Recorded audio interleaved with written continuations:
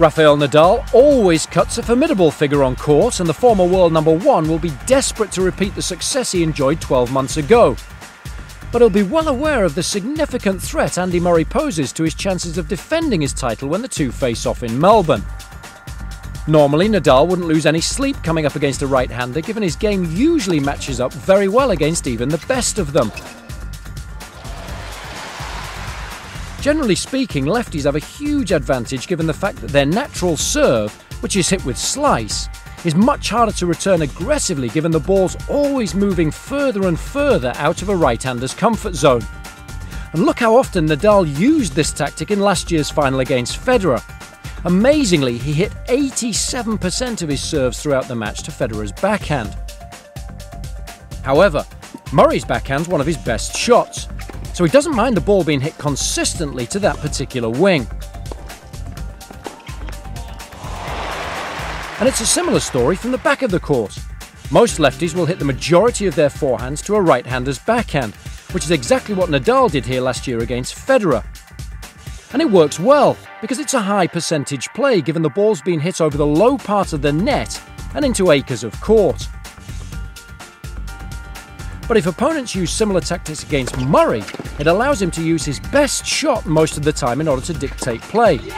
So keep an eye out for Nadal to perhaps mix things up a little more, especially if Murray starts well. So there are plenty of reasons for Murray to feel confident coming into this particular match, aside from the fact that his game matches up well against left-handers.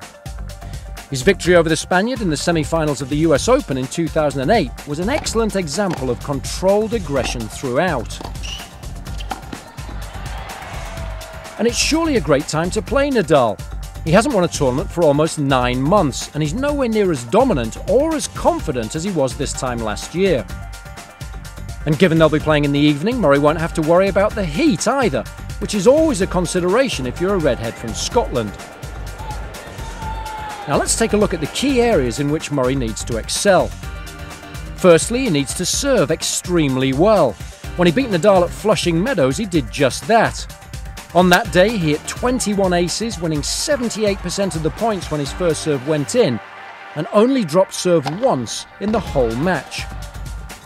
And his backhand needs to be spot on too, both when returning and when he gets involved in baseline rallies. And he certainly can't be afraid of attacking Nadal's forehand. Most players tend to try and target his backhand, but in doing so they run the risk of playing into his hands by allowing him to run around it if they drop the ball short into this attackable zone. This allows Nadal to dictate play from his favourite position in the court with his very best shot.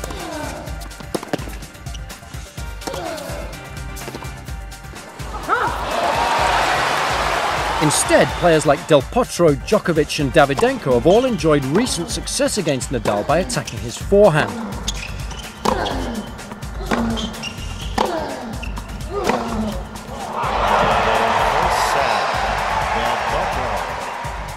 And Murray needs to embrace this particular tactic too, in order to add his name to that list.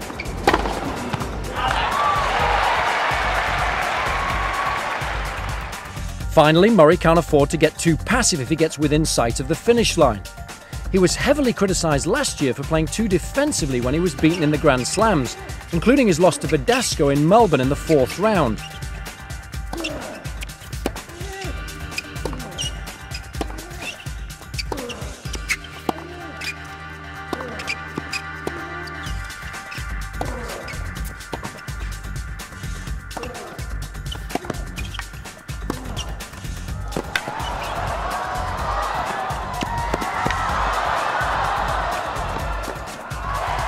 And if he makes the same mistake again, it will undoubtedly prove to be an equally frustrating and exhausting affair. But if he can guard against that, especially at the vital stages of the match, and execute his game plan to the best of his ability, he's surely got every chance of winning.